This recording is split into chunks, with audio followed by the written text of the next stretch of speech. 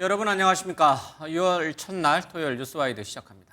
북한이 연일 복합적인 연쇄 도발을 이어가고 있습니다. 심상치 않은 북한 동향부터 향후 추가 도발 가능성까지 전문가 두 분 모시고 자세히 짚어보겠습니다.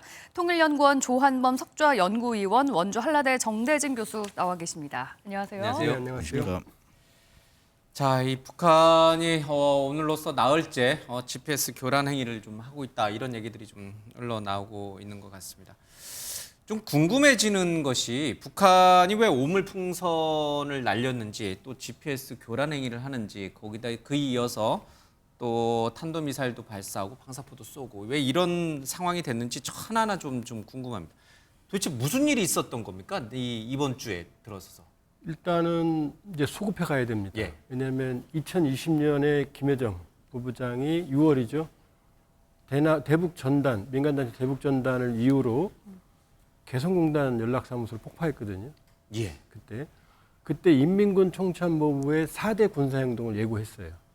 대응, 물론 유본했습니다만 뭐냐면은 그 전선 지역의 1호 전투태세, 그다음에 금강산 개성공단의 병력 진주, 폭파된 지피의 병력 재진입, 그다음에 이제 대남 전단을 뿌리는 거 4개를 예고했거든요. 예. 자, 이게 이제 시발점이고, 그리고 4월부터 원래 겨울에는 남풍이 안 붑니다. 북쪽으로. 예. 그러니까 4월부터 북쪽으로 바람이 불거든요. 그러니까 4월부터 민간 단체들이 대북 전단을 뿌리기 시작했어요. 우리 쪽에 그렇죠. 대북 예. 단체들이 그러니까 하루 이틀 준비한 게 아니에요. 네. 그리고 5월 26일 날 인민군 총참모부가 담화를 냈거든요. 그러면서 한미의 공중 정찰을 문제 삼았고, 그다음에 NLL 쪽에서 한국 해군과 해경의 활동을 문제 삼았고, 그다음에 이제 이 대북 전단을 문제 삼았거든요. 네. 이 세 가지거든요. 근데 요 사이에 또 뭐가 있느냐? 27일 날 인공위성을 발사했는데 실패했는데 그 전에 한국군이 스텔스기까지 동원해서 선제 타격 훈련을 했거든요. 예. 근데 그 인공위성 발사장에 김정은이 있었어요. 그럼 김정은 입장에서는 자기가 있는데 스텔스기로 자기를 공격하는 그런 인상을 받은 거거든요. 그러니까 용서 못할 불장난이라고 말했거든요. 네. 그러니까 어떻게 되냐면은 전단에 대해서는 이제 오물 전단을 오물 풍선을 보냈고, 예. 그 다음에 이제 NLL은 지금 GPS를 교란하는 거예요. 예. 서해. 그 다음에 이제 그 한미 공군과 김정은 기분 나쁜 건 18발의 초대형 방사포를 쏘는 겁니다. 네. 그러니까 이게 1년의 시계열이 있는 거예요. 예. 그러니까 우리 측에 대한 대응적인 성격의 도발이다라고 보시는 그렇죠. 거군요. 그러니까 지금 인공위성 실패가 27일이거든요. 예. 근데 전단이 이 오물풍선 28일 왔거든요. 네. 이 실패를 덮으려는 게 아니고 지금 260여 개 풍선이 확인이 됐잖아요. 네, 역대 예. 최대라고 하죠. 그럼 더 많아요. 산에 떨어진 사실 더 거나 많겠죠. 예, 레이더 네. 그러면은 저희가 계산해 봤을 때 한 1000여 개를 준비했거든요. 네. 그럼 과거 1년 동안 보내는 양이에요. 그럼 이게 하루 이틀에 준비한 게 아니에요. 몇 달 동안 준비해 온 거예요. 단지 이제 인공위성이 올라가다가 폭파한 거에 대한 그렇죠. 어떤 분위기 전환, 내는 관심도 전환용으로 이렇게 한 거 도발적인 행위를 뭐 하는 건 아니다. 그런 의도도 있었겠지만 그러나 이미 자기들이 계획을 가지고 있었던 거예요. 예. 근데 이제 우리가 대북 전단을 이제 우리도 풍선에 띄어서 뭐 거기 USB에 뭐 영화라든지 이런 걸 담아서 이제 보내기는 하는데 우리는 그래도 쓰레기를 담아서 보내지는 않거든요. 뭐 거름과 뭐 쓰레기 이런 것까지 다 이게 약간 좀 뭐라 할 때 더러운 이제 신원식 국방장관이 그런 얘기를 했습니다. 뭐 치졸하다 이런 표현까지 썼는데 구태여 그렇게 쓰레기 오물까지 넣어가지고 이쪽 남쪽으로 내려보낼 필요가 있었나요? 그 대응 주체와 목적이 좀 다른 거죠. 예. 우리는 민간 단체들이 북한 주민들한테 정보 주입을 목적으로 이제 탈북민 단체들이 USB랑 뭐 달러랑 섞어가지고 이렇게 보내는 거고, 북은 이제 북한 당국이 하는 거잖아요. 근데 뭐 우리한테 정보 주입을 한다거나 뭐 북한 주민들에게 뭐 자유를 알려준다거나 예. 복지를 위해서 할 필요가 없는 거고, 남한 주민들한테 오히려 이게 뭔가 모욕감, 우리 정권에 대해서도 하여튼 이렇게 뭔가 안 좋은 감정들, 더러운 기분들, 말 그대로 이제 더러운 기분 한번 느껴봐라. 이제 김여정이 얘기를 하잖아요. 네. 그걸 옮겨주기 위해서는 이제 오물을 섞어서 이제 보내게 되는 것이죠. 근데 이게 지금 조한범 박사님 말씀하셨지만은 이게 갑자기 뭐 하루아침에 뭐 이게 뭐 200개, 300개, 1000개를 갑자기 싸가지고 포장해서 보낼 수 있는 건 아닌 거고, 오랫동안 이제 준비는 좀 해온 것이죠. 해온 건데 이제 시점을 어느 시기로 볼까 하다가 마침 이제 위성 발사 실패도 좀 있었고 만약 좀 역순으로 좀 생각해보면 위성 발사를 요번에 발사가 성공했다면 이렇게까지 했을까라는 생각은 조금 들어요. 예. 혹시 성공했으면 그거 선전 영상물 만들고 예. 거기에 이제 뭐 노동신문 1면에다가 이제 막 논설 써가지고 대대적으로 선전하기 아마 이번 주 바빴을 겁니다. 네. 근데 이제 그게 실패를 하다 보니까 준비해놨던 카드들, 준비된 것부터 기상 상황 맞고 기술 상황 맞는 것부터 해서 오물풍선, 탄도 미사일, 방사포 이제 차례차례 그냥 준비되는 대로 네. 기술적으로 가능한 대로 지금 이번 주에 아마 조금 실력 과시를 한 것 같습니다. 위성 발사를 실패하면서 북한이 쓸 수 있는 카드는 전부 다 꺼내 지금 들었다. 계속 쓰고 있는 것이죠. 라는 예, 말씀이시군요. 예, 뭐 얘기를 하신 것처럼 오물풍선을 날려 보냈고 또 오늘도 날씨에 따라서 날릴 수도 있다고 하는데요. 먼저 준비된 영상 보고 얘기 계속 이어가겠습니다.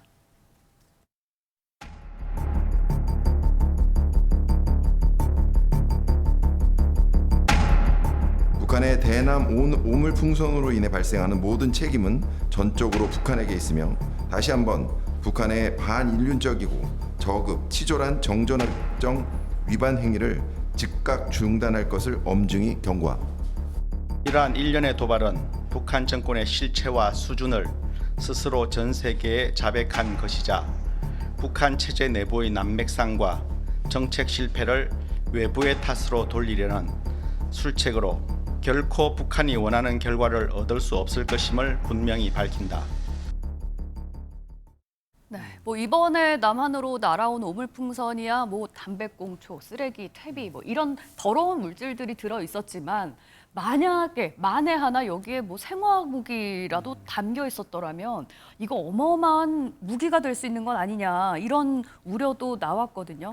의원님 그 어떻게 만일에 생화학 무기가 네. 들어 있었다면 바이러스나 그건 전쟁 행위입니다. 네, 국제법적으로 최악의 범죄에 해당하는 거고요. 예.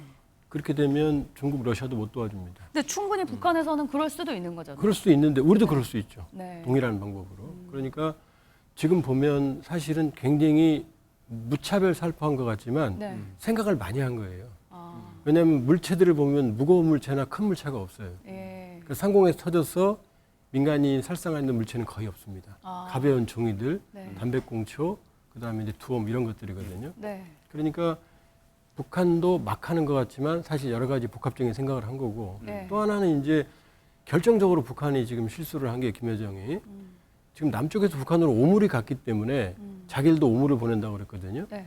근데 지금까지 간 게 쌀, 그다음에 전단, 그다음에 달러, 그다음에 약품 이런 것들이거든요. 근데 제일 많이 간 게 뭐냐면은 김일성, 김정은, 김여정의 가계도예요. 거기에 김정은의 출생의 비밀이 들어있거든요. 예. 근데 자기 집 가계도를 제일 많이 보냈거든요. 네. 근데 그걸 김여정이 그걸 오물이라고 그런 거예요. 그럼 자기네 집 가계도를 자기네 집 가계를 오물이라고 얘기한 거거든요. 네. 그러니까 지금 노동신문에도 안 났어요. 김여정 담화가. 지금 조중통 이런 데서만 나왔지 북한 내부에는 안 알리고 있습니다. 예. 첫째 알리면 주민들에게 우리가 쓰레기 보냈다고 체면이 안 서죠. 예. 두 번째는 평소에는 우리 여론이 갈리거든요. 전단 보내는 거에 대해서. 예. 근데 이번에는 보면 거의 대부분 북한을 비난하는 여론이에요. 워낙 비상식적인 걸 하니까. 예. 네. 그러니까 이번 오물을 보낸 건 자기 백두혈통이라고 하는 가게를 스스로 오물이라고 인정한 거고 그다음에 한국 내 여론을 더 결집시켜줬어요.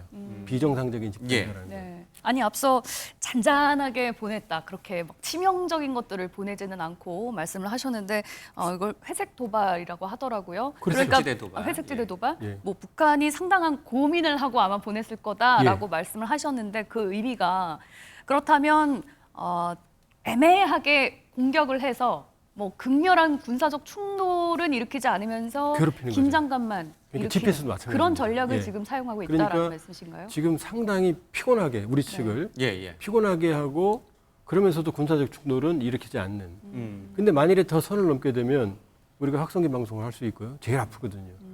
그다음에 대북 심리전은 우리가 수단이 훨씬 많아요. 예. 풍선은 우리가 더 잘 보냅니다. 맘먹으면. 그러니까 일단 화폐를 했지만 그러나 수단이나 효과가 의도된 대로 지금 나오고 있지 않다고 봐야죠. 네. 그러니까 이게 그 이제 회색지대 도발이라는 게 참 우리가 반격하기도 어려워요, 그렇죠? 그렇죠. 그러니까 풍선을 북한이 이제 오물 풍선을 날렸다고 우리도 똑같이 오물 풍선 날릴 수는 없는 것이고 또 GPS도 마찬가지고 그런데 이 오물풍선이 이렇게 하늘로 해서 우리 쪽으로 넘어올 때 우리가 만약 이제 그것을 격추시키기 위해서 만약에 이제 포탄을 쏜다든지 그럴 경우에 이제 포탄이 북한 땅에 떨어지게 되면 그럼 앞서 이제 우리 조 박사님 말씀하신 것처럼 이건 약간 전쟁 행위로 간주가 될 수 있는 거 아니에요, 그렇죠? 그러니까 날아오는 풍선을 격추시키기도 어려워요, 그렇죠? 뭐 조금 애매한 거죠, 사실은. 그 격추하다가 그 총구 말한 대로 국방부에서도 말하는 거대로 그 총탄이 포탄이 북측 지역으로 떨어졌을 때 또 우발적인 상황들이 벌어질 수 있는 거고요. 그러니까요. 그리고 이게 조금 더 밑으로 내려왔을 때 민간 지역 가까이 왔는데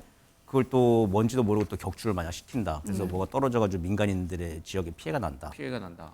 그리고 사실 우리 정도의 이제 그 열 감지 그 식별할 수 있는 장치 실력이면은 예. 풍선 안에 뭐가 들어있는지 이렇게 간직하면서 대충 어떤 게 폭발물인지 아닌지. 예, 아닌 줄 알 수는 있습니다. 그러나 가스가 있는지는 모르잖아요. 예. 만에 하나 그런 화학물질이 들어있을 경우를 대비해서 이번에 이렇게 지상에서 수거하는 방식이 그렇죠. 아니라 예. 바로 격추시켰어야 되는 거 아니냐 이런 주장도 나오고. 그 봤을 때 제가 아마 그 군에서는 그 대충 좀 식별을 좀 할 수는 있을 거예요. 근데 이제 그게 이렇게까지 위험한 사항은 아닌 걸로 예. 한번 판단을 하고 좀 내려온 것 같고 네. 만약에 이제 그 거기 안에 생화학 무기나 위험한 것들이 들어 있다. 네. 예. 그건 아까 조한모 박사님 말씀하신 대로 전쟁 행위입니다. 그때는 이게 지금 한미가 공언을 하고 있죠. 예. 그랬을 때 이제 전쟁이 나면 평양은 이제 정권 종말을 맞게 될 것이고 우리가 이제 그게 오게 되면 이 보내는 게 어딘지 원점인지 우리 파악이 좀 되잖아요. 예. 예. 그 원점 제거하는 거 우리 실력이면 충분히 가능하죠. 그거를 역풍을 지금 북이 불러 일으킬 만큼 또 북이 나쁘긴 하지만 멍청하지는 않아요.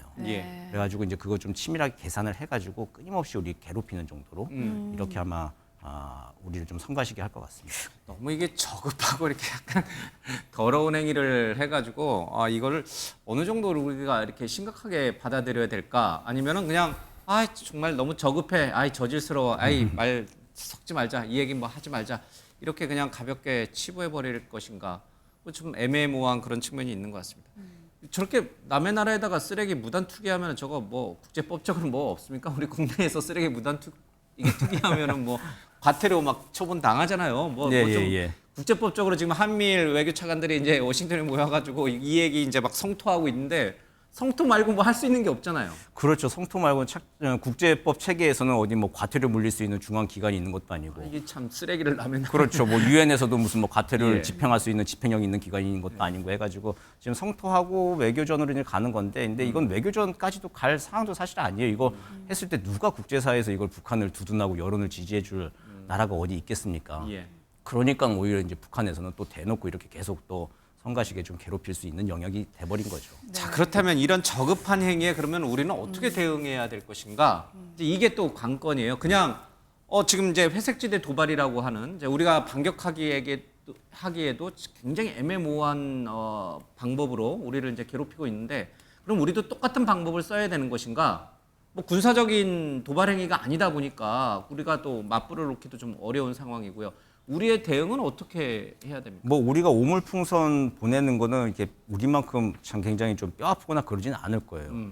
그래서 그렇다고 우리 당국이 또 무슨 또 뭐 전단지 살포를 한다거나 이런 거보다, 근데 그거보다도 훨씬 또 가성비 좋은 게 우리가 가지고 있는 수단이 이제 대북 확성기. 네. 네, 이제 그거는 그게 뭐 확성기 뭐 얘기 뭐 음악 듣고 뭐 방송 듣고 하는 게 그게 무슨 뭐 효과가 있겠느냐라고 생각들 대표적인 하시는데. 심리전이잖아요. 예, 근데 그 굉장히 북한으로서는 굉장히 뼈 아픕니다. 그 5km, 10km 이상 예. 그 북한 일반 주민들도 예. 24시간 내내 거의 들을 수 있을 정도로 굉장히 뼈 아픈 내용, 그리고 또 내용 자체가 네.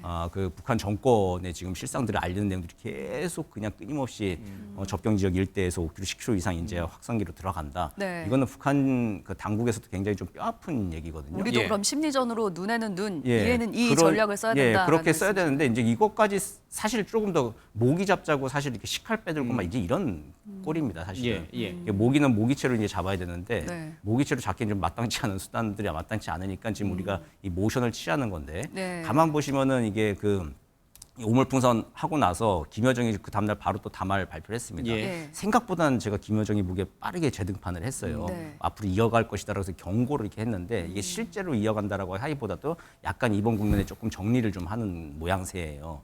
보기에는 이번 국면에 이렇게 했으니 너네 나중에 또 이렇게 우리가 할 수 있어라고 얘기를 하는 건데 네. 여기에 대해서 이제 우리 국내에서 뭐 드론을 보낸다, 대북 확성기를 다시 이제 설치한다 등등 우리 이게 모션을 보여주는 거 정도 이게 근데 실제 대북 확성기 진짜로 하고 드론 보내고 하면 북한으로서는 진짜 감내가 안 되거든요. 네. 그 전까지 해서 지금 수위 조절을 지금 하고 있는 상황, 감망하고 있는 상황으로 그러니까 보입니다. 그 부분은 아마 이 우리 정부가 군 당국도 그렇고 정부도 그렇고 굉장히 고민하는 부분일 텐데 이 전문가들도 아마 의견이 엇갈릴 것 같아요. 우리 조 박사님은 어떻게 생각하세요? 북한이 저렇게 이 회색지대 도발을 감행할 경우에 우리가 더 강한 맞불을 놔야 된다. 군사적 긴장 또는 남북 관계에 지금 뭐 경색된 지가 꽤나 오래돼서 경색이 더 심화되더라도 우리가 더 강하게 북한을 압박해야 된다라고 주장하시는 분이 있을 거고 아니다. 여기서 북한을 더 자극해봐야 더 좋을 게 없다. 뭐 이 정도는 그냥 우리가 좀 인내하고 참고 포용적인 차원에서 그냥 모른 척하고 가자. 또 이렇게 생각하시는 전문가나 또 군 당국자도 있을 수 있어요. 어떤 게 좋은 방법인 거예요? 회색지대 도발은 주체와 원점 확인이 어려운 겁니다. 예. 그러니까 미국도 대응이 어려워요. 예를 들어 중국이 회색지대 도발을 하면. 그러니까 회색지대 도발에 대해서는 적정한 대응 수단은 없습니다. 근데 회색지대 도발의 특징이 뭐냐면 군사적인 무력 충돌을 피하고 싶을 때, 그러니까 군사적 수단을 사용하지 않으면서 상대방을 괴롭히고 싶을 때거든요. 네. 그리고 이번을 보면 저는 이제 북한도 판단을 할 거예요. 이번 효과를. 자기들이 봤을 때 남쪽에서는 오물이 간 적이 없거든요. 근데 오물을 공식적으로 보내는 아마 근데 현대, 북한도 유엔 가입국이거든요. 국제법정 국가거든요. 그런 체제는 북한이 유일합니다. 그러니까 전 세계적으로 북한 정권의 불량성이라는 걸 확인시켰고 또 우리 국내 여론도 본인들이 원하는 대로 가지를 않았어요. 네. 그렇게 보면은 지금 관건은 이제 그 민간단체입니다. 예. 민간단체가 다시 전단을 살포하면 본인들이 대응을 할 거거든요. 네. 그러나 저렇게 지속적으로 막대한 양을 보내기는 북한도 쉽지 않거든요. 그러니까 저는 북한에게 경고하고 비정상성을 알리되 네. 이 상태에서 바로 맞대응은 바람직하지 않다. 그러나 이제 향후에 지속적으로 만일에 도발한다 그러면은 이제 본격적으로 심전으로 대응해야죠. 예. 그러면 이제 우리가 더 우위에 있기 때문에. 뭐 김여정이 말했던 것 중에 좀 재미있는 표현이 있었습니다. 인민들이 자율적으로 날린 거다라고 설명을 하면서 표현의 자유를 막을 수는 없다. 이렇게 얘기를 하면서 이제 추가 살포가 있을 수도 있다 예고를 했거든요. 북한에서 이런 표현의 자유라는 표현이 어울립니까?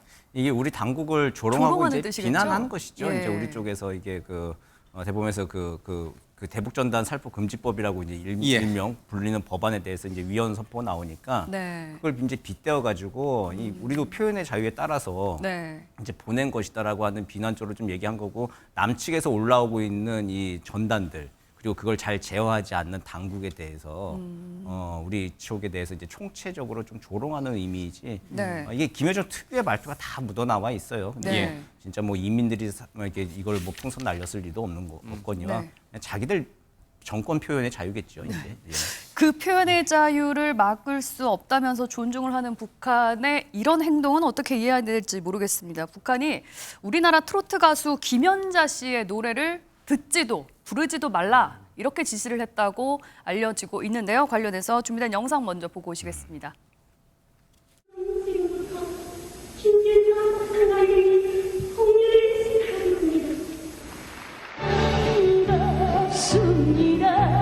반갑습니다. 평양을 방문하게 되었습니다. 바쁘신데도 불구하고 저희들을 만나주신 김정일 장군님의 덕분입니다. 한국 가수 누구를 좋아합니까? 그랬더니 이미자, 김연자, 은방울 자매를 좋아한대요.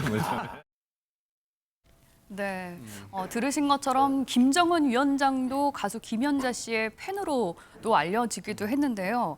노래를 금지하려고 이렇게 가수의 이름까지 콕 집어가지고 금지를 내렸다는 거는 이번이 처음이라 그래요. 왜 이렇게까지 하는 거죠? 이 보도는 조금 곱씹어 봐야 됩니다.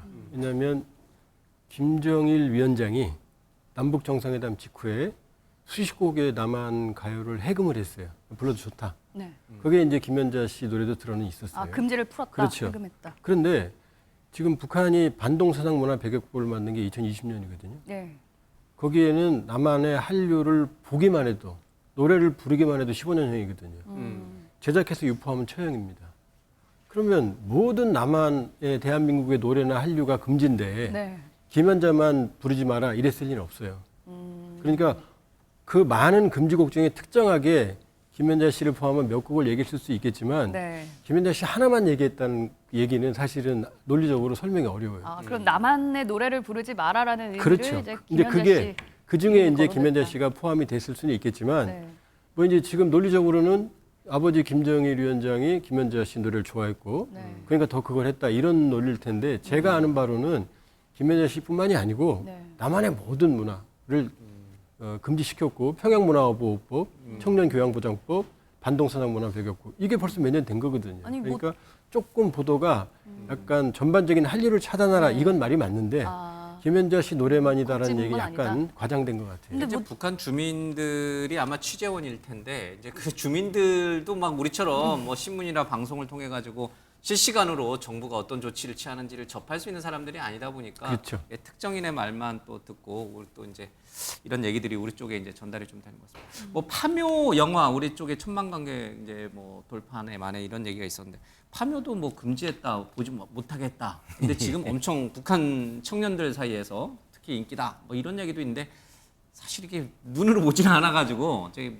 믿어야 되나 아닌가 뭐 이런 생각도 좀 들어요. 뭐 여러 증언과 보고들을 종합해 보면은 한국 문화가 북한에서 아주 일상적으로 만연해 이게 해서 이제 주민들이 즐기고 있는 거는 맞는 것 같아요. 예. 근데 네. 이것도 역시 소식 통해 보던데 파묘라고 하는 한 가지 영화가 뭐 이제 접경 지역에서 아마 휴대전화 통화하고 하면서 이게 파묘가 좀 요즘 인기를 끌고 있다 이제 이런 예. 얘기인 것 같은데요.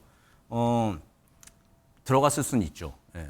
금방 이제 뭐 파일은 금방 전달이 되고 또 요즘 또 휴대전화를 통해서 접경 지역에서는 또 파일 전달되고 하긴 하는데 근데 이게 만약에 지금 요즘 뭐 인기를 끌고 있다라고 한다면은 글쎄요 그러면 같은 민족이 맞는 것 같아요. 뭐 풍수 얘기나 이제 미신 이야기 있죠. 이런 것도 뭐 공통적으로 좀 관심을 끌만하고 이제 충분히 익숙한 배경의 이야기들. 북한은 공산주의 국가니까 저런 어떤 뭐 무당, 안 되죠. 미신 이런 예. 건 다 금지돼 있잖아요. 종교는 아편이고 저런 예. 무속신앙 같은 거 하면 안 되는데 예. 근데 이제 전통 문화이기 때문에 주민들 일상생활에서 계속 남아 있는 걸로 예. 이제 보고가 되고 있어요. 그래서 농담처럼 또 어떤 또 탈북민분이 저한테 해주신 얘기는 옛날에 우리는 뭐 탈북할 때 탈북하는 날짜까지 점쳐서 뭐 탈북했다. 뭐 이제 이런 말씀 정도 예, 할 예. 정도로 아주 이제 그 일상화돼 있다. 점치고 이제 이런 것들도 아직 끊기지 않고 그냥 전통 문화처럼 일상화돼 있다라고 하는 건데 그런 문화가 살아 있는 속에서 사실 북한에 살면서 이게 기대감이라고 하는 게 사실 없을 거 아니에요. 일상생활에서. 예. 그런 상황에서 어려울 때 사실 이렇게 점을 치고 이게 미신에 좀 의존하게 되잖아요. 그래서 아마 뭐 일 안 풀리고 하는 거에 대해서 우리도 똑같이 그렇지만 뭐 조상묘를 잘못 써서 그런 예, 거 아니냐 그런 게 똑같이 아마 남아 있을 겁니다. 이제 이런 배경 하에서 파묘라고 하는 영화가 있고 이런 줄거리가 있는데 그럼 한번 봐보자 구해보자라고 하는 이야기들 이제 이렇게 뭐 이제 유행이 되고 있다 이제 이렇게 좀 봐야 될 것 아니 같습니다. 근데 이거를 파묘 영화를 다 담을 USB에 담으면 그걸 어떻게 봐요? 뭐 집에 컴퓨터가 있나요? 아니면은 뭐 우리가 흔히 말하는 휴대전화, 손전화라고 그러나요? 북한에서는 예, 휴대전화에 다운로드 받으려면 인터넷 망이 있어야 되는데 어떻게 봐요? 보는 그러니까 이른바 플랫폼 수상기가 있습니다. 있어요. 이제 먼저 파묘부터 말씀을 드리면 우리가 모르는 것 중에 하나가 북한이 미신행위가 우리보다 더 많아요. 그러니까 김정일 위원장도 전용 점쟁이가 있었다고 그러고요. 노동당 간부쯤이면 다들 자기 전용 점쟁이가 있어요. 예. 그러니까 토정 비결, 그다음에 점보고, 그다음에 손금 보고, 관상 보는 공식적으로 영업은 못하지만 동네마다 다 있습니다. 그러니까 우리보다 훨씬 더 미신에 의존한 왜냐? 예. 북한 체제는 불확실성이 크기 때문에 미신에 의존을 많이 하거든요. 그리고 재생장치, 휴대전화를 안 봅니다. 걸리니까. 그렇죠. 노트텔이라고 해서 중국산 저가 이 재생장치가 있어요. 단순 재생만 하는 거. 그건 기록이 안 남아요. 그러니까 노트텔은 거의 모든 가정에 있거든요. 아 그래요. 그리고 북한의 조선중앙텔레비전 보고 있으면 거의 잡니다. 처음부터. 재미가 너무 재미없어요. 그리고 영화도 수면제 뭐 역할. 수십 번 방영을 하거든요. 맨 최대선전. 그러니까 한국 영화가 들어가면 그걸 한번 보면 정말 목숨 걸고도 볼 수밖에 없는 상황이거든요. 그러니까 파면은 정확하죠. 한류에다가 미신까지 들어가니까. 예. 네, 알겠습니다. 지금까지 통일연구원 조한범 석좌연구위원, 원주한라대 정대진 교수와 이야기 나눠봤습니다. 고맙습니다. 고맙습니다.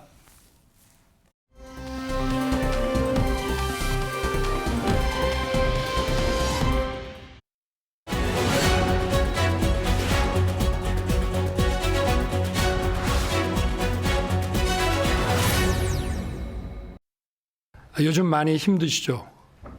봄은 깊어가는데 민생의 어려움은 쉬이 풀리지 않아 마음이 무겁고 송구스럽습니다.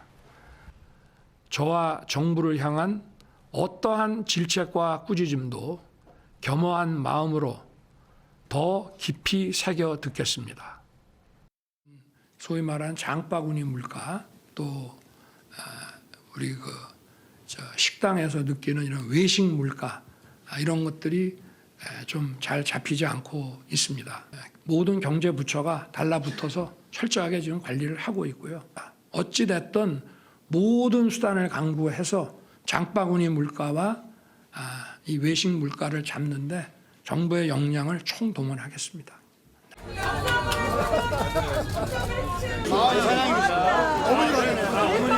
아니 뭐 여기에 소주만 한 병 딱 있으면 돼요. 감사합니다. 네, 22대 국회가 이제 문을 열었습니다. 국민을 위해서 열심히 일하는 국회가 될 수 있을지 정치권 소식 오늘 두 분 모시고 자세히 짚어보도록 하겠습니다. 송영훈 전 국민의힘 중앙선대위 대변인, 이승훈 더불어민주당 전략기획 부위원장 모셨습니다. 안녕하세요. 네, 안녕하세요. 자, 21대 국회가 이제 막을 내리고 22대 국회가 이제 문을 열었습니다. 네. 근데 열긴 열었는데 이게 21대랑 22대랑 뭐가 다른지 좀 헷갈립니다. 지금 민주당을 비롯한 야당은 오늘도 지금 장외투쟁을 벌이고 있어요. 최상병 특검 수용을 좀 하고 있고 21대 국회 마지막 날 이제 부결 처리된 이 특검 법안을 다시 22대 국회에서 재상정하겠다고 하고 있습니다. 대통령실에서는 여전한 정치 공세에 불과하다. 뭐 이런 얘기가 나오고 있는 것 같습니다. 그 22대 국회 사실상 뭐 첫날부터 이게 오늘이 뭐 개원한 건 아니지만 이제 뭐 오늘 토요일이지만 이 장외투쟁을 꼭 해야 할 이유가 있었습니까? 왜 그랬을까요? 21대 국회에서 통과를 시켜줬다라고 한다면 이런 일이 없었겠죠. 예. 근데 대통령을 보니까 전혀 변화 가능성이 없다는 건 야당 의원들뿐만이 아니라 국민들도 다 알지 않겠어요? 예. 그런데 최상병 사건에 대한 진실들이 하나씩 둘씩 밝혀지면서 뭐 대통령이 직접적으로 관여됐다는 게 거의 확실시되고 있지 않습니까? 예. 통화 내용도 국방부 장관과 통화 안 했다라고 했다가 했는데 결국에는 3번이나 했고 이것들이 최상병 사건에 대한 진실을 숨기는 그런 외압이었다라고 볼 수 있는 충분한 정황들이 예. 나오고 있잖아요. 뭐 대통령실에서는 최혜병의 이름이 언급되진 않았다라고 네, 설명을 뭐 하긴 그런데 했습니다만. 뭐 그런 말을 뭐 믿을 수 있는 국민은 없겠죠. 그런 측면에서 지금 이 최상병 사건에 대한 진실, 외압 의혹에 대한 진실을 밝혀야 되고 그것도 신속히 밝혀야 된다. 그런 뭐 의지의 표명이라고 보면 될 것 같습니다. 그럼 이제 22대 국회 개헌과 동시에 다시 한번 특검 법안을 밀어붙일 거다, 민주당은. 네, 그렇습니다. 예. 근데 이제 뭐 정치 공세라고 하는 거는 이제 대통령실이나 여당의 이제 일관된 입장이니까요. 지난 특검 법안이 부결된 거에 대해서는 당 내에서는 어때요? 굉장히 안도하는 분위기입니까? 연차 내에서도 그 얘기 혹시 나왔나요? 일단 특검법 부결은요. 민주당이 제출한 특검 법안의 문제점은 그동안에 이 방송에서도 여러 차례 설명을 드렸습니다. 민주당이 고발해놓고 민주당이 수사 대상도 정하고 민주당이 수사 절차도 정하고 심지어 특검 후보 2명도 민주당이 고르는 그런 특검법은 전 세계적으로도 유례를 찾아보기 힘들다라는 걸 여러 번 말씀드렸고요. 지금 22대에 와서 민주당이 특검 법안을 더 독하게 제출하지 않았습니까? 심지어는 대한변협이 특검 후보 4명을 처음에 추천하기로 되어 있는 그 조항도 삭제를 해버렸고 예. 네. 야당이 특검 후보 2명을 추천해서 대통령이 3일 이내에 임명을 하지 않으면은 2명 중에 더 나이가 많은 사람이 특별검사로 임명된 것으로 간주하는 전무후무한 조항이 들어가 있어요. 예. 네. 이런 식으로 특검 법안을 발의해놓고 그것을 수용하라고 장외 집회를 하고 있습니다. 이런 야당의 태도가 건전하고 건강한 것이라고 보기는 매우 어렵죠. 민주당, 그러니까 국민의힘은 똘똘 뭉쳐가지고 이제 특검 법안에 대해서 반대를 하는 부를 한 걸로 이제 약간 이제 물론 5명 이제 제가 민주당 내에서 뭔가 뜻밖의 특검 법안을 처리하는 거는 옳지 않다라고 생각했던 이른바 반대표가 좀 있었던 건가요? 그러니까 뭐 몇 명 있었을 수는 있을 것 같아요. 한두 명, 두세 명. 또 새로운 미래도 있고 개혁신당도 있었기 때문에 뭐 민주당이라고 볼 수는 없겠지만 그게 한두 석의 이탈표가 나왔다는 게 크게 중요한 것 같지는 않고요. 결과적으로 국민들이 최상병 특검법안에 대한 통과를 원하고 있고 그럼에도 불구하고 윤석열 대통령과 국민의힘은 똘똘 뭉치자라고 연천하에서 얘기하시는데 도대체 윤석열 대통령의 어떤 기득권을 위해서 똘똘 뭉치는 것인지 아니면 국민을 위해서 뭉치는 것인지 좀 뭐 어떻게 보겠습니까? 당연히 국민이 아닌 윤석열 대통령을 보위하기 위해서 똘똘 뭉친다 이렇게 보지 않겠어요? 예. 그런 측면에서 저는 이제는 국민들이 이제 포기 수준으로 가지 않나. 국민들의 민심을 듣겠다고 대통령이 변하겠다라고 영수회담까지 했습니다만 결국에는 회담을 위한 회담뿐이지 않았습니까? 예. 이런 부분들이 고쳐지지 않고 있고 결국에는 국민들이 대통령에 대한 어떤 인식 자체가 포기 수준으로 지금 넘어가고 있다 이렇게 보시면 될 것 같습니다. 그래서일까요? 대통령 지지율 최근 나온 지지율을 보면 21%로 역대 최저치를 기록한 것으로 나타났습니다. 한국갤럽 조사인데요. 말씀을 하신 것처럼 총선 이후에 뭐 영수회담도 하고 여러 가지 소통 행보도 이어오고 또 쇄신책들도 내놓고 있는데 이게 전혀 지지율 반등으로는 이어지지 않고 있거든요. 그 이유는 우리가 앞서 얘기했던 이 최혜병 특검과 관련해서 대통령이 계속해서 거부권을 밀어붙여서 이거에 대한 반응인지 아니면 어느 정도 대통령도 수사 외압 의혹이 있는 것 아니냐라는 여론 때문일지 어떻게 보시나요? 거부권 자체라기보다는요. 네. 이 사안 자체에 대한 어떤 총체적인 대응의 문제라고 생각합니다. 그러니까 제가 앞서 이 민주당이 제출했던 특검법안의 문제를 조목조목 말씀드렸지만 예. 그런 사법적 차원과는 별개로 이 문제는 이제는 대통령과 대통령실의 적절한 정무적인 해결책이 필요하죠. 즉 국민들 앞에 뭐 대통령께서 이 사안이 실제로는 전체 과정이 어떻게 된 것이다 라는 걸 소상하게 설명하시면서 이해를 구하신다든가 그러니까 대통령의 어떤 군정권이나 군령권 차원에서 이것은 뭐 그런 차원의 어떤 일들이 있었다라고 설명을 하신다든가 그런 것들이 필요해 보이고 만약에 그런 게 없으면은 현재 상황이 여당으로서는 상당히 우려할 만한 지점에 와 있는 것은 부인하기 어려워 최혜병 보입니다. 특검 관련해서 일단 확실하게 짚고 넘어가고 설명을 해줘야 된다. 대통령. 그러니까 이 사안에 대해서는 어쨌든 국민들께서 많은 의문을 갖고 계신 건 맞잖아요. 그러면 예. 대통령은 국정의 최고 책임자로서 그 물음표에 대해서 답을 해드릴 어떤 책무는 있는 것이죠. 그런 그러면은 점에서 마냥 공수처 수사만 기다릴 수는 없는 상황이겠네요. 아니 수사와는 별개입니다. 네. 제가 말씀드리는 것은 이 법적인 차원과 정치적인 차원을 분리해서 봐야 돼요. 예를 들면 대통령으로서 이 과실치사 혐의에 관해서 군 경찰이 군사 경찰이 수사한 범위가 다소 우려가 있다라는 의견을 설령 표명했다고 한들 그런 의견 표명 자체가 죄가 되진 않습니다. 그건 제가 이 방송에서도 말씀드린 적이 있는 것 같아요. 근데 그것과 별개로 이제 국민들께서 보시는 지점은 과연 대통령께서 그런 부분에 대해서 우려를 표명하는 것이 타당한가? 그런 부분에 대한 생각들을 하시지 않겠습니까? 그것에 대해서 내가 의견을 밝혔던 것은 어떠어떠한 부분이고 그게 왜 문제가 되고 이런 부분에 대해서는 국민들께서 이렇게 생각하고 계신다는 것을 알고 있고 앞으로 어떻게 하겠다. 그런 것들에 대한 뭔가 정무적인 답이 나와야 돼요. 사법적인 것과는 별개입니다. 알겠습니다. 이제 22대 국회에서도 민주당은 이제 이 최상병 특검 법안을 다시 한번 또 밀어붙일 태세이고 국민의힘에서는 뭐 일단 공수처 조사 결과를 보면서 수사 결과를 보면서 또 대응하겠다 이런 입장이 계속 유지되는 것 같습니다.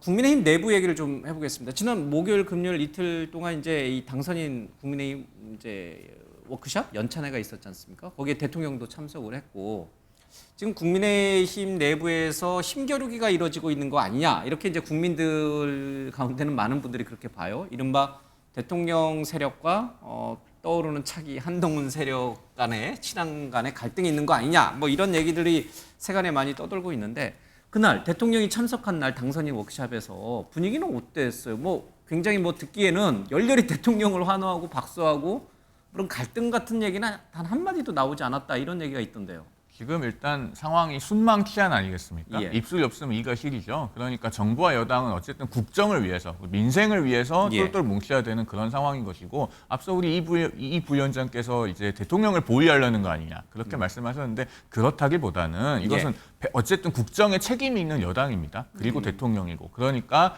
같이 합심해서 국정을 잘 이끌어 나가고 국민들께 책임을 지는 정치를 하자는 것이지 무슨 뭐 대통령을 지키는 차원이 아니다 그런 말씀 덧붙여서 드립니다. 어떻게 보세요? 지금 이제 이 한동훈 전 위원장이 뭐 거의 이제 몸풀기를 다 한 것 같기도 하고 이제 출전하는 일만 남은 게 아니냐 이런 이제 분석도 나오는데 바깥에서 그러니까 민주당에서는 어떻게 보고 있어요?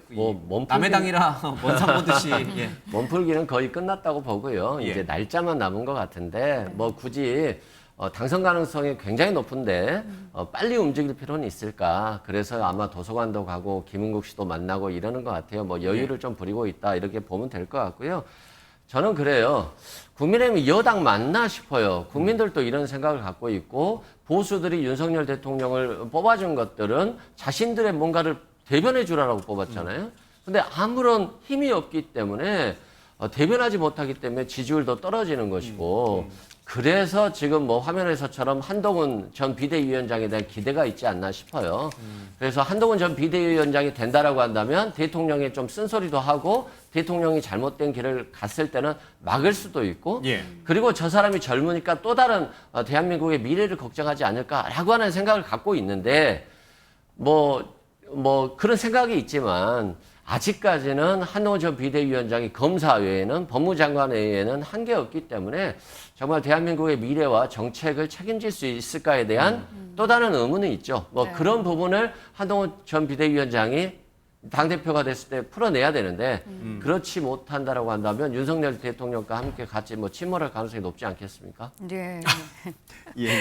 한동훈 전 위원장의 이제 몸풀기가 끝났다라고 말씀을 해주셨는데 최근에 가수 김은국 씨와 만나서 저녁 식사를 한 장면이 공개가 된 게 있습니다. 그 장면 한번 보고 오시겠습니다. 문자가 왔어. 안녕하세요. 김은국 선생님 맞나요? 네. 저는 한동훈 비대위원장입니다. 네. 깜짝 놀란 거예요. 그래서 내가 바로 전화했죠. 네. 내가 이번에 만나면 네. 한 잔 주고 싶어요. 고생했다고. 한동훈이가 필요하면은 나라를 위해서 뭐를 위해서라도 자기 몸을 뭐 이렇게 던질 각오가 있다. 전 나름대로 그런 걸 느꼈어요. 그동안에 이제 시키면서 생각을 많이 하는 것 같아요. 나라 걱정을 많이 하는 거 없고 자기가 어떻게 가야 될 그 길 구상을 많이 한 것 같아요. 그때 당시 많은 사람이 사랑 준 거에 대해서 그 고마움을 잊지 못하고 그런 분들 마음을 위해서 나는 뭔가를 해야 된다.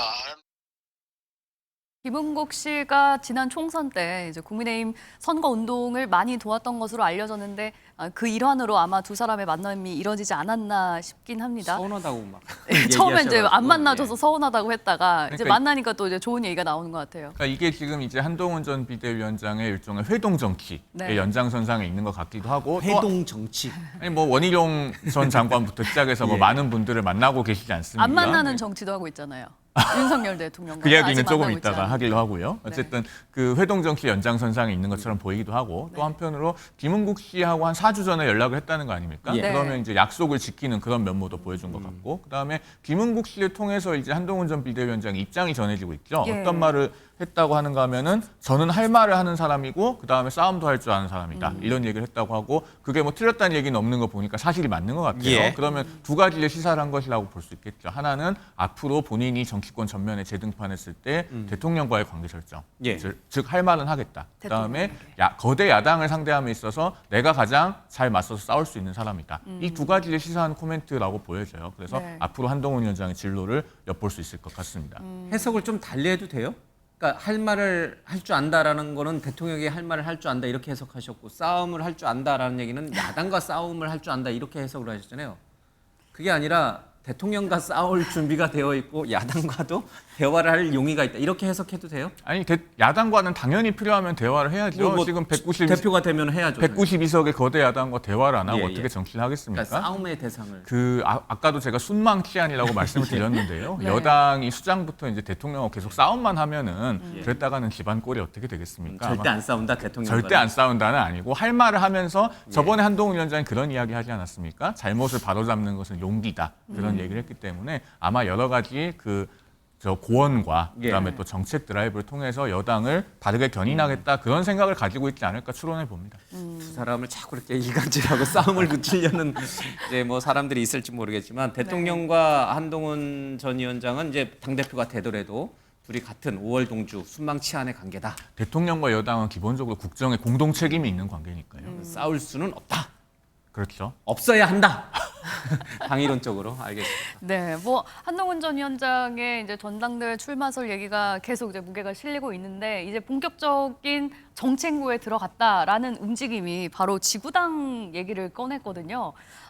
그러니까 20년 전에 폐지됐던 지구당 각 지역 사무소에다가 정당별 지역 사무소를 이제 놓는 그런 건데. 지구당 얘기를 꺼내는 그 이유는 뭘까요? 민주당에서도 지구당에 대해서 찬성하는 걸로 알고 있습니다만.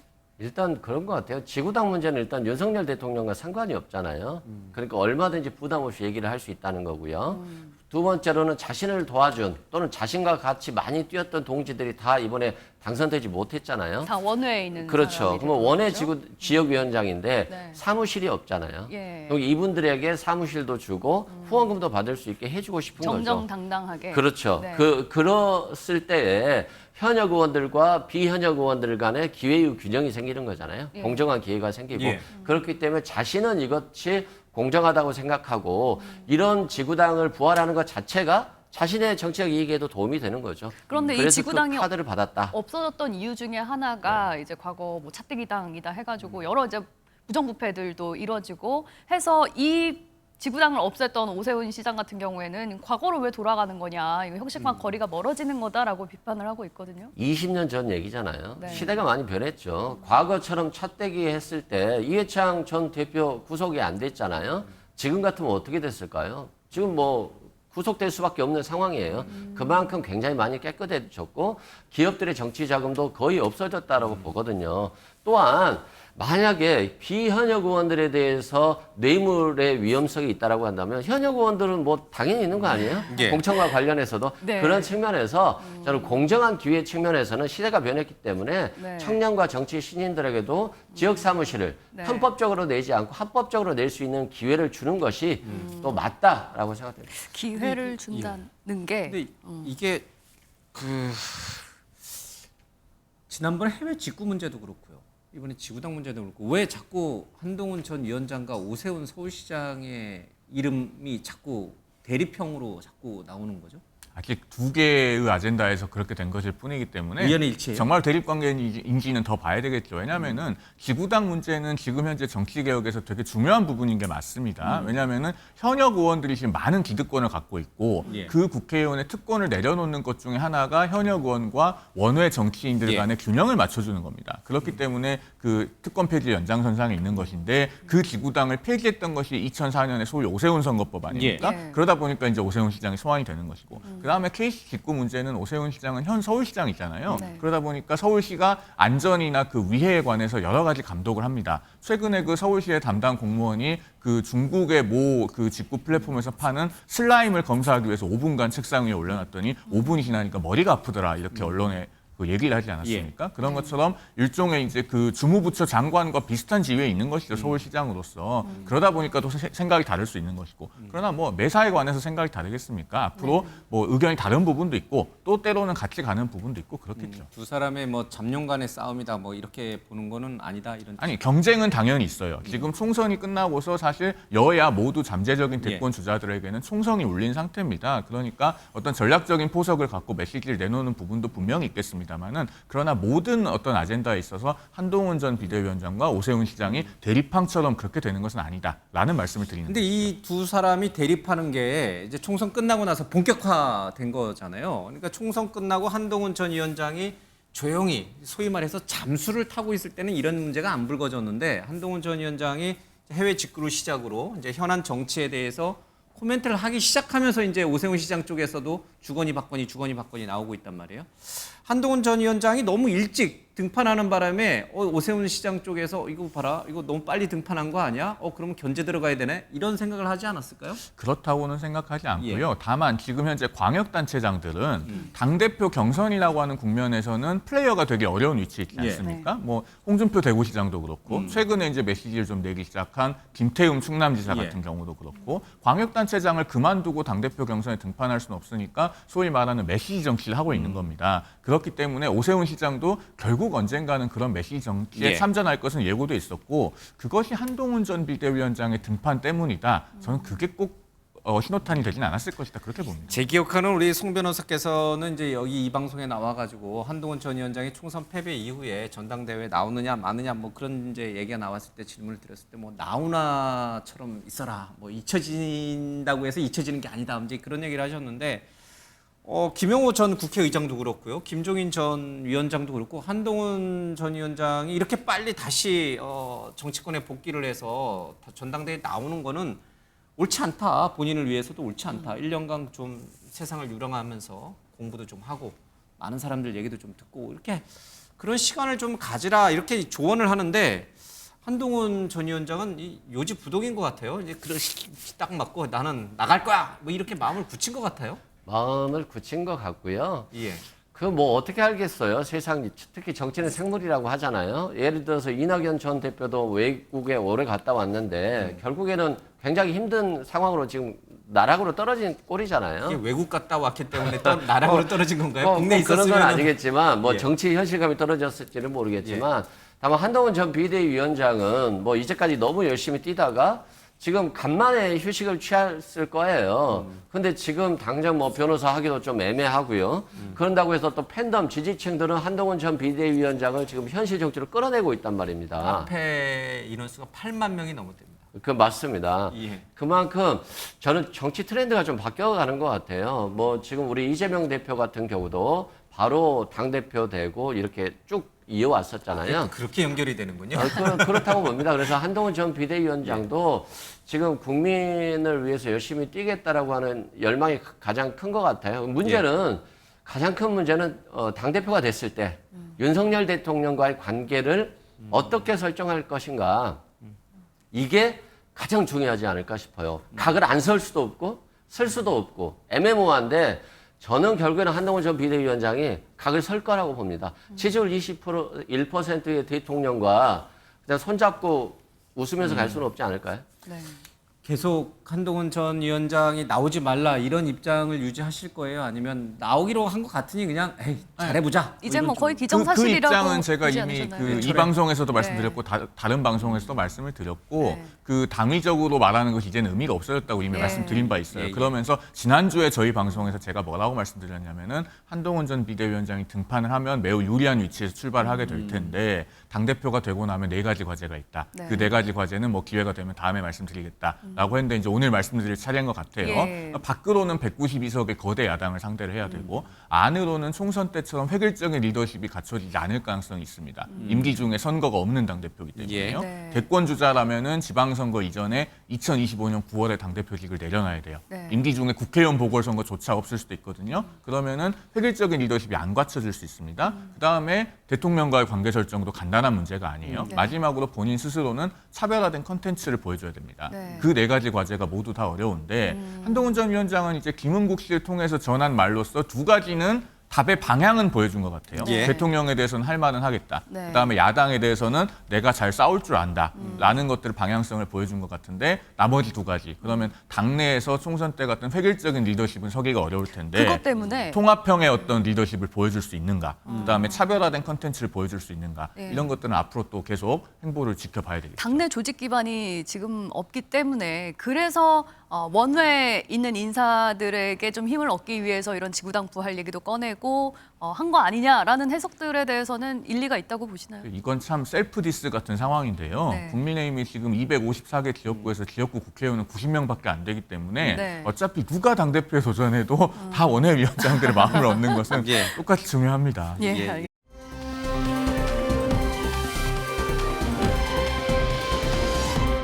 민주당에서는 국회 시작하자마자 당원 조항에 대한 개정을 여러 가지 추진하고 있는데요. 관련해서 준비된 영상부터 보고 오시겠습니다. 당론으로 어렵게 정한 어떤 법안들도 개인적인 이유로 반대해서 추진이 멈춰버리는 이런 사례를 제가 몇 차례 봤기 때문에 그건 정말로 옳지 않다. 모두가 합의한 동의한 그 목표에 대해서는 따라주는 것이 바람직하다.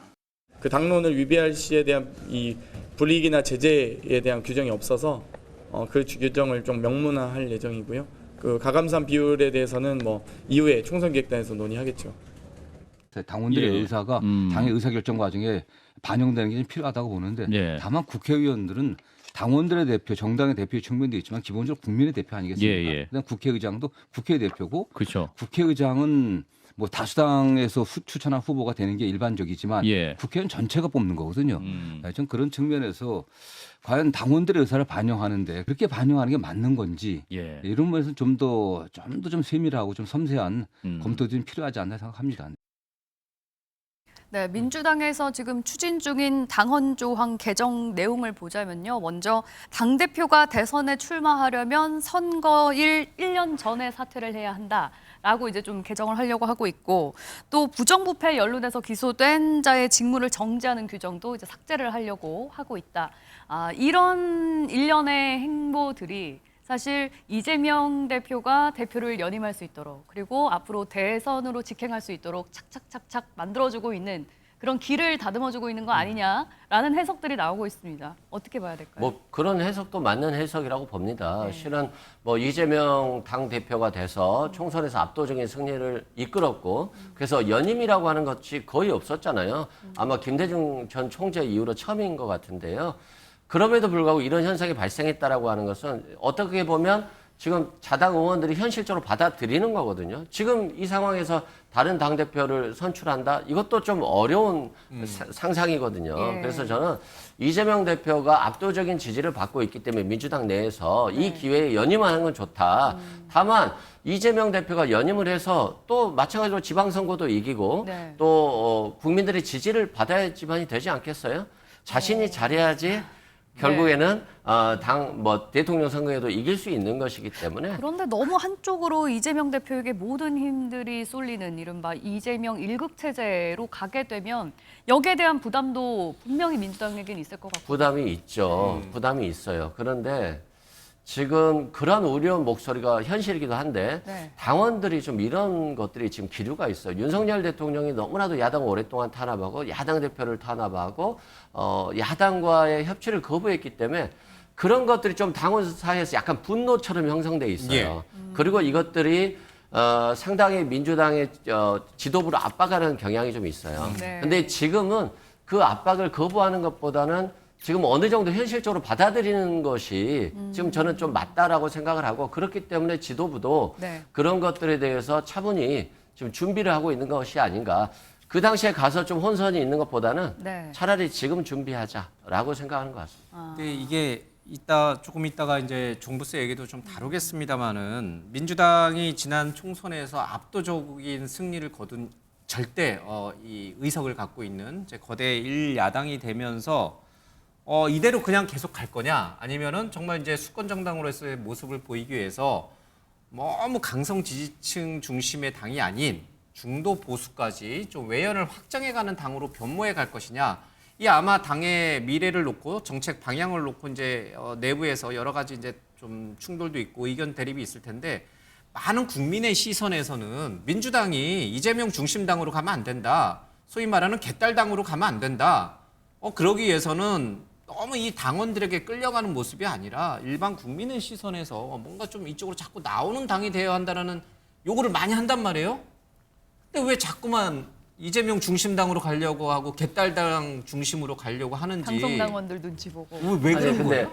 맞는 지적이시기는 한데 지금 그러니까 뭐라고 해야 될까요? 민주당이 굉장히 공격받다 보니까 일단 윤석열 정부를 심판해야 되는 게 먼저인 거예요. 그리고 이미 그걸 심판해 위해서는 줬잖아요, 국민이. 아니 근데 아직은 심판이 안 됐죠. 뭐 어디까지 가야 심판이? 대권이 수권 정당이 바뀌어야 되는 거죠. 예. 정당의 대권을 가져와야 목표는 되는데. 수권하는 거 아니겠어요? 예. 결국에는 수권하기 위해서, 정권을 뺏어오기 위해서는, 탈환하기 위해서는 그때까지는 지금 똘똘 뭉쳐야 된다는 기류가 굉장히 강해요. 당원 중심, 개딸들 중심으로.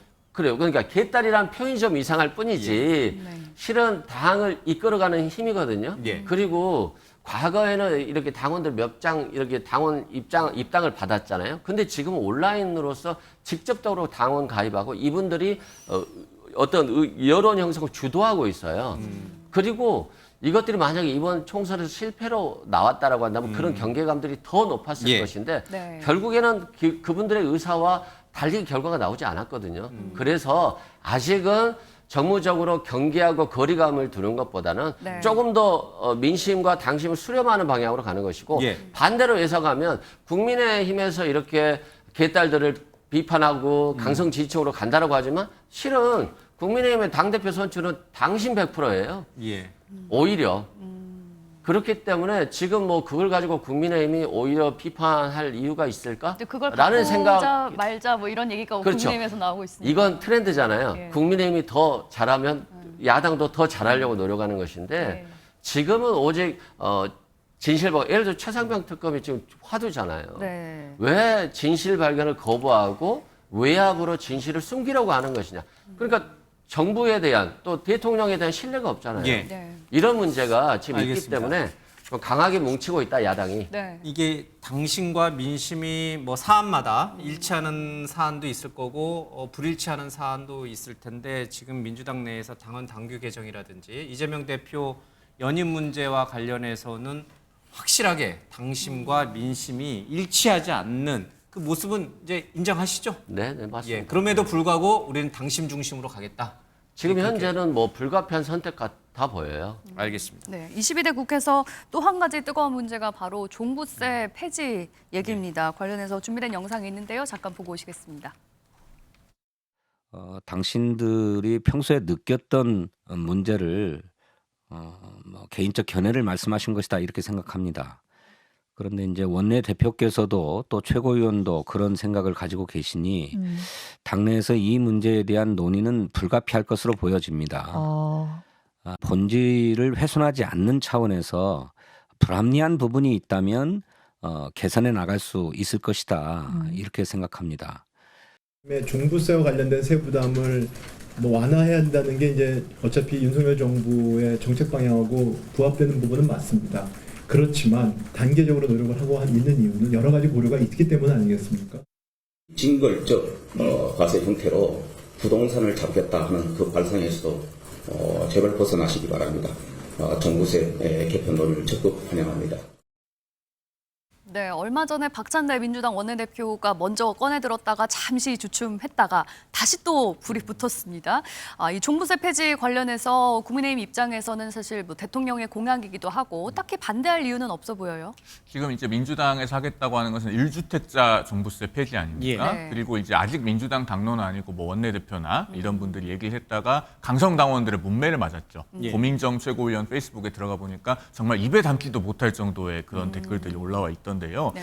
이번 기회에 민주당 의원들의 실력을 볼 좋은 기회라고 생각합니다. 이게 세금 문제이기 때문에 데이터를 갖고 이야기해야 돼요. 네. 우리나라 1년 예산이 656조인데요. 그중에서 작년에 국세 수입이 344조 1천억 원 정도 됩니다. 그중에서 종합부동산세 수입은요. 전체가 4조 6천억 원이에요.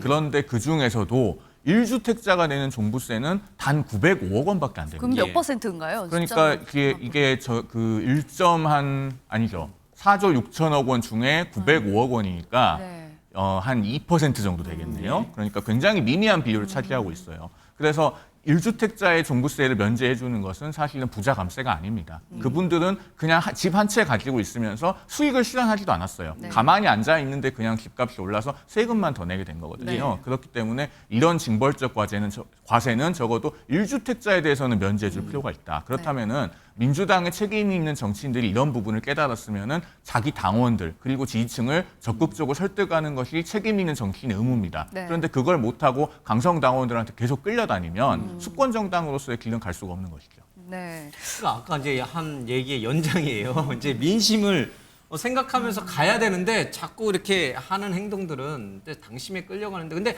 이재명 대표나 박찬대 원내대표 같은 경우는 종부세 폐지까지는 아니더라도 뭔가 좀 바꾸는, 그러니까 완화하는 정도의 생각은 좀 갖고 있는 게 확실하죠. 그러니까 그 생각은 갖고 있는 것 같아요. 1주택자가 특별한 소득이 없는데 집이 많아서 세금을 내야 되는데 그게 너무 부담스러운 거죠. 거기에 대한 대안은 필요하겠다라고 하는데 또 거기에 대한 또 반문을 제기하면 현대아파트 최근에 압구정 현대아파트 한 90억 정도 된다는 기사가 있더라고요. 네. 그러면 집 세 채, 네 채 가지고 있어도 한 20, 30억밖에 안 되는데 한 채 가진 90억짜리 집주인은 세금을 안 낸다? 이것도 또 모순이에요. 오히려 이제 강남 원래 아파트 그래서 집값도 오를 수 만들어졌어요. 있다. 그렇죠. 똘똘한 한 채 논리 때문에 종부세가 등장을 그렇죠. 했어요. 이 부분이 해결이 되지 않으면 민주당이 종부세를 폐하시기는 어렵다 이런 예. 말씀드리고요. 그다음에 합헌 판결 나온 지 이틀 됐잖아요. 네. 합헌 나왔는데 바로 폐지? 네.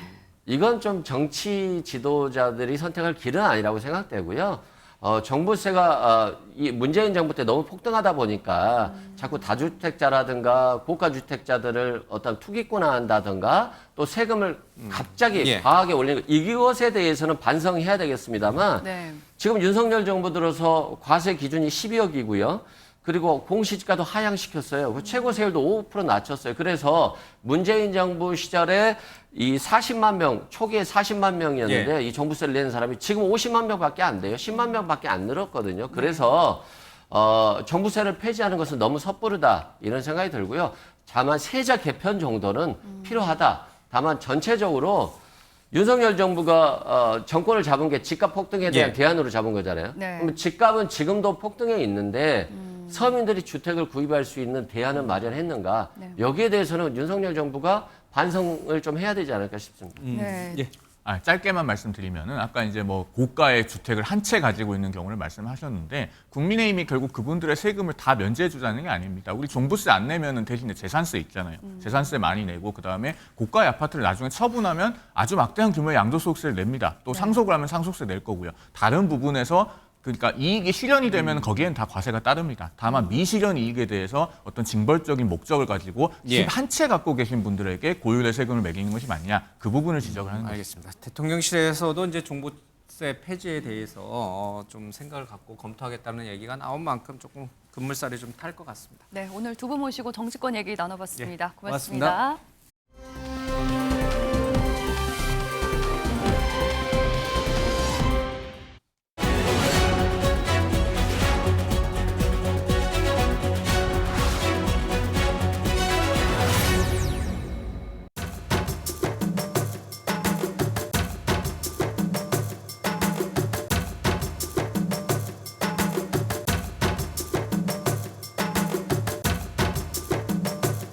어렵고 힘들더라도 안방을 지키자.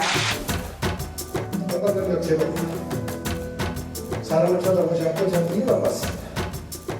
하고 아주 반대인 사람을 만났었어요. 그 사람은 돈 이런 건 전혀 관심이 없고 이슈 뭐 이런 게 아니라 한 사람을 만나. 어떻게 저 사람은 나하고 이렇게 반대일까? 그래. 그리고 가만히 관찰해보니까 제가 자기가 사람을 했습니다. 그래서 그때부터 새로운 생각을 해보게 됐습니다. 거짓말이 굉장히 난무했던 그런 사건이었는데 혼인의 순결과 일부 일처제주의에 대한 헌법적 가치를 깊게 고민해 주신 아주 훌륭한 판결이라고 그렇게 생각합니다. 네, 세기의 결혼이 아니라 세기의 이혼이란 말이 나오고 있습니다. 바로 SK 최태원 회장과 노소영 아트센터 나비관장의 이혼 소송을 두고 하는 얘기인데요. 김성수 변호사와 함께 자세한 얘기 나눠보도록 하겠습니다. 안녕하세요. 안녕하세요. 안녕하세요. 이게 목요일 날 2심 판결이 나왔죠. 근데 지금 벌써 사흘이 지났는데 사흘 내내 사람들한테 아주 관심이 많아요. 그러니까 뭐 이혼 재산 분할 액수도 워낙 큰데다가 이제 재벌가 회장의 이제 스토리다 보니까 사람들이 굉장히 좀 관심이 많은 것 같습니다. 일단 하나하나씩 좀 정리를 하고 갈게요. 2심 판결이 1심과 다른 크게 달라진 요인이 뭔가 이제 이게 좀 궁금합니다. 예, 우선은 제가 그 이혼의 전체적인 이 소송의 개요부터 설명을 드리겠습니다. 이것을 설명을 드려야 보시는 분들께서 이해가 조금 쉬우실 것 같아서 이 이혼 소송을 결정을 하게 되면 5가지가 쟁점이 됩니다. 한 가지가 재산 분할, 이 같이 이룩한 재산을 어떻게 나눌 것인지. 결혼한 이후에. 예, 그렇죠. 그래서 재산 분할이 있고 이제 위자료가 있습니다. 한쪽이 유책행위를 했다라고 한다면 뭐 상간을 했다라든지 아니면 뭐 폭행을 했다라든지 이러면 이 정신적 피해에 대한 위자료, 이 위자료 부분이 있습니다. 그리고 미성년자 자녀가 있다라고 한다면 누가 이 자녀를 양육할지, 양육권, 그리고 이에 대한 비용을 어떻게 지급할지, 양육비, 친권을 어떻게 할지 이렇게 친권 이렇게 세 가지가 있는데 이 세 가지 미성년자 부분에 대해서는 자녀가 지금 다 성년이기 때문에 그렇죠. 쟁점이 안 되었던 것이고 이제 주된 쟁점이 그렇기 때문에 재산 분할이 어떻게 될 것인지 그리고 위자료가 얼마가 산정될 것인지였습니다. 네. 그리고 재산 분할 같은 경우에 1심에서는 665억 원이 인정이 됐었습니다. 네. 그런데 이게 산정이 어떻게 된 것이냐면 재산 분할을 하는 방식은 이 공동으로 부부가 이룩한 재산이 얼마인지를 일단 전체 총액을 결정을 합니다. 네. 그리고 여기서 제외될 수 있는 게 특유 재산이라고 해서 이 부부가 공동으로 이룩한 것이 아니라 내가 뭐 예전부터 혼인 전부터 가지고 있었다든지 아니면 혼인을 한 상태에서 내 명의로 취득을 했는데 이게 뭐 상속이나 증여, 이 혼인과 관계가 없는 부분은 특유 재산이라고 해서 이 부분은 분할의 대상에서 빠질 수가 있는 것이 원칙입니다. 일종의 지참금, 결혼할 때 그렇죠. 가져온 내 돈, 그렇죠. 우리 근데 집안 돈, 우리 아빠 돈. 그 지참금이 만약에 이 부부의 공동 재산을 설립한 만드는데 도움이 됐다라고 한다면 뭐 집을 이제 구매를 했는데 5억짜리 집인데 뭐 부모님이 1억을 이제 뭐 보태 주셨다. 이러면 이거는 또 일방의 기여라고 볼 수가 있는 부분이고 공동 재산인데 그것이 아니라 본인이 뭐 어떠한 뭐 증여를 받았는데 그 금액이 뭐 굉장히 큰 금액이어서 이게 부부의 이런 이 부부 생활로 인해서 이룩해졌다라고 볼 수 없는 것은 특유 재산이라고 봐서 일단은 이 분할의 대상에서 제외될 수가 있는 것인데 1심에서는 이 SK 주식 같은 경우 이게 굉장히 큰 덩어리거든요. 네. 이 부분이 최태원 회장의 특유 재산이다. 이 부분은 부부의 공동 생활로 인해서 뭐 만들어졌다거나 아니면은 특유 재산이라고 하더라도 판례상 이 자본의 가치가 감소되는 걸 막거나 증식한 경우에는 그때는 이 분할이 기여도가 인정될 수가 있는데 이 부분은 그 분할의 대상, 특유 재산에 그러한 여지도 없다라고 봤기 때문에 네. 전체 이 분할 대상 재산을 2,142억 원 정도로 판단을 했고 네. 이에 대해서 이제 기여도를 기준으로 해서 뭐 50대 50, 60대 40 이런 식으로 나눌 수가 있는데 네. 여기에서는 1심에서는 기여도를 40%로 본 겁니다. 네. 노소영 관장이 40% 정도를 기여를 했기 때문에 이 2,142억 원에 대한 40% 그래서 665억 원 정도가 인정이 됐던 것이고 항소심에서는 이게 갑자기 1조 3,800억까지 올라왔거든요. 그러니까요. 예, 그렇다 보니까 이게 어떻게 된 것인가 했는데 이 전체 분할 대상 재산이 4조 115억 원이 된 겁니다. 네. 그리고 그 산정 근거에는 이 최태원 회장이 가지고 있는 SK 주식회사의 주식도 이게 다 공동으로 이룩한 재산이거나 아니면 특유 재산이라고 하더라도 아마 뭐 이 감소를 방지하는 아니면 증식하는 그런 데에 기여가 있었다 이렇게 본 것으로 보이고 위자료 20억 원은 또 별도고요. 예, 그 부분은 아예 별도고 지금 저희가 재산 분할에 대해서만 설명을 드리는 것인데 그리고 이 SK 지분 관련해서 2018년에 최 회장이 뭐 사촌이라든지 친족들한테 증여한 게 한 1조 원 정도가 되는데 이 부분도 다 공동으로 이룩한 이 재산, 분할 대상 재산이라고 봤습니다. 네. 이렇다 보니까 4조까지 금액이 커졌고 기여도를 35%로 조금 낮게 인정을 했음에도 불구하고 오히려 이제 최종적인 금액이 1조 3,808억 원이 되고 이렇게 돼서 굉장히 이 재산 분할 금액이 희대의 금액이 나왔다고 볼 수 있는 그런 상황이었습니다. 아니 노 관장이 요구를 한 대로 이 돈을 모두 다 현금으로 지급을 해줘야 된다고 하는데 아무리 최태원 회장이라고 하더라도 1조가 넘는 돈을 그것도 현금으로 마련해서 줄 수가 있을까요? 그게 만약 지금 이제 대법에서 확정이 되는 예, 맞습니다. 이게 상고심에서 확정이 되면 이 금액을 지급을 해야 될 텐데 네. 이게 현금을 마련한다는 것 자체가 지금 최태원 회장의 자산이 대부분 SK 주식회사의 주식이 일단 가장 큰 덩어리이고 네. 나머지 뭐 부동산이라든지 뭐 미술품 이런 것들을 처분을 한다고 하더라도 1조를 이제 다 만들 수가 없을 수가 있기 때문에 네, 이에 혹시 대해서 뭐 경영권이 흔들린다든지 막 이런 시나리오까지 생각해 볼 수 있는 거 아닌가? 그걸 매각을 이제 SK 주식회사의 주식을 매각을 한다고 하면 SK 주식회사가 전체 계열사에 이제 지배를 하고 있고 이 최태원 회장이 SK 주식회사를 지배함으로써 지배를 하고 있는 것인데 이것 자체가 흔들릴 수가 있기 때문에 매각은 최후의 보루로 아마 검토를 하지 않을까 싶고 일단 주식을 담보로 한 대출도 검토를 해볼 수가 있는 것이고 또 나머지 이 SK 계열사 중에 비상장 실트론이라는 회사가 있습니다. 여기 같은 경우가 2017년에 2,600억 원 정도 가치로 인수를 했다고 하는데 지금은 그거보다는 가치가 더 높을 가능성이 높거든요. 그래서 그런 부분을 뭐 상장을 한다든지 아니면 비상장 상태에서 매도를 한다든지 이런 식으로 일단은 조금 뭐 방향을 정할 가능성이 높지 않나 싶고 또 배당을 통해서 최대한 현금 확보를 할 수 있지 않나 이렇게 얘기가 나오고 있습니다. 이제 2심 재판부는 노태우 전 대통령의 비자금 어음 300억 원이 지금의 SK를 성장시키고 만드는데 상당히 기여했다 하면 이제 이런 식으로 좀 본 것 같아요. 만약에 대법에서 확정되면은 뭐 그리고 이제 이 돈을 이제 재산 분할을 하지 못하면은 하루 이자만 해도 뭐 1억 9천만 원? 예, 뭐 매주 이제 그렇게 하루마다 이제 그렇게 최태원 회장에게 부담이 간다 이런 얘기가 나오는 것 같습니다. 근데 사람들의 관심은 이 재산 분할 뭐 위자료 다 좋아요. 근데 판사가 막 경로했다. 그리고 판결문이 막 외부에 나와서 최태원 회장의 약간 도덕적인 이미지까지도 굉장히 좀 실추된 거 아니냐 이런 얘기들도 좀 나와요.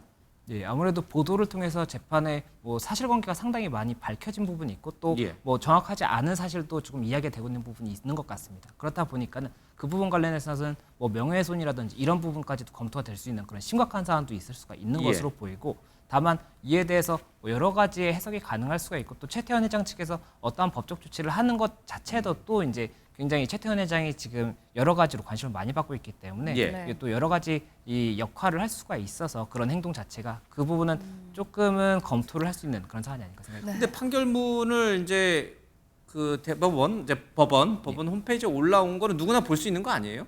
예, 법원에 이제 판결문이 올라오면 그것에 대해서는 사건 번호를 알고 있다라고 한다면 이 판결문을 이제 열람 신청을 해서 받아볼 수가 있습니다. 그렇지만 그 사건 번호 자체를 아는 것이 어려울 수가 있기 때문에 그런 부분들에 대해서 혹시나 문제가 될 수 있는 부분이 있다라고 한다면 문제를 삼을 수가 있는 것이고 그리고 이번 사건 같은 경우에는 워낙 유명하기 때문에 이 당사자를 알 수 있는 상황인데 통상적으로 그 저희가 열람 신청해서 받아보는 것은 그 당사자명이 다 기재가 안 돼 있거든요. 그렇기 때문에 그런 부분들에 대해서 문제가 될 수가 있습니다. 그러니까 이제 그거를 누가 이제 다운로드 받아서 유포했는지 이제 SK 쪽에서는 이제 형사 고발 조치까지 좀 한 상황입니다. 네, 이번 사건에서 뭐 역대 최고 재산 분할 액수도 액수지만 더 또 논란이 되고 있는 부분은 항소심의 판결 근거 내용 중에 얘기를 하셨던 SK그룹이 성장하기까지 노소영 관장의 아버지인 고 노태우 전 대통령의 어느 정도 기여도가 있었다라는 점 아니겠습니까? 이 지점과 관련해서 불법적으로 조성된 비자금을 재산 분할 대상으로 보는 것이 맞는 것이냐, 그걸 또 딸의 기여도로 판단하는 것이 타당한 것이냐, 여러 논란의 지점이 있는 것 같습니다. 예, 맞습니다. 그 부분도 이제 법리적인 쟁점이 항소심에서 됐던 것으로 보입니다. 앞으로 이게 대법원에서 가려질 수도 있나요? 이 대법원이 법률심이기 때문에 만약에 이 부분이 법리를 적용함에 있어서 오해가 있었다든지 아니면 사실심은 뭐 이제 사실을 적용함에 있어서 뭐 체증법칙 위반이라든지 경험칙 위반 이런 부분이 있다라고 한다면 이게 파기환송도 될 수가 있겠지만 아직까지는 지금 어떤 부분이 법리적으로 이제 상고심에서 주장이 될지를 봐야 될 것으로 보이고 그에 대해서 판단이 어떻게 될지 이게 상고 기각이 원래 이 통계상 2022년 기준으로 90%가 넘거든요. 그렇다 보니까는 이게 상고 기각으로 끝나지는 않을까 이런 이야기도 있고 다만 워낙 이게 중요한 판결이다 보니까 어떠한 대법원의 판례가 나와서 리딩 판례가 또 될 수 있지 않을까 이런 이야기도 나오는 것 같습니다. 계속 뭔가 이제 얘기거리가 좀 만들어지는 것 같습니다. 근데 지금 이 이혼 2심 판결과 동시에 그 지금 서울 종로에 있는 SK 건물에 있는 이 노소영 관장이 읽고 있는 미수관 납이 그거 퇴거 조치 소송도 지금 같이 진행되고 있잖아요. 예, 맞습니다. 지금 그 SK 건물 내에 노소영 관장이 운영하고 있는 그 아트센터 나비가 있습니다. 그런데 여기에 대해서 지금 이 SK 측에서 이 퇴거를 해달라. 이제 이 법률상의 이 계약 기간이 끝났으니 퇴거해달라는 소송이 이제 진행이 되고 있고 8월경에 이제 1심 선고가 날 예정이라고 합니다. 그런데 이제 어제 기일에서 이 노소영 관장 측에서 이 부분 관련해서 이 관련 항소심에서 이 퇴거한 부분에 대해서도 뭐 이런 정신적인 피해가 있었다 이런 식으로 언급돼 있었던 부분도 있었던 데다가 지금 이 최태원 회장이 만약에 이 판결이 확정이 된다라고 한다면 노소영 관장과 어느 정도의 협의가 필요할 수 있는 부분도 있거든요. 그래서 그런 부분을 조금 언급한 것이 아닌가 이런 의견이 나오고 있는 상황입니다. 뭐 이혼하는 마당에 굳이 SK 있어야 되느냐 이런 여론도 있고 야 이혼도 하는데 너무한 거 아니냐 쫓아내는 건 또 이런 여론도 있는 것 같습니다. 네, 김성수 변호사와 함께했고요. 오늘 뉴스와이드 준비한 소식은 여기까지입니다. 함께해 주신 여러분 고맙습니다.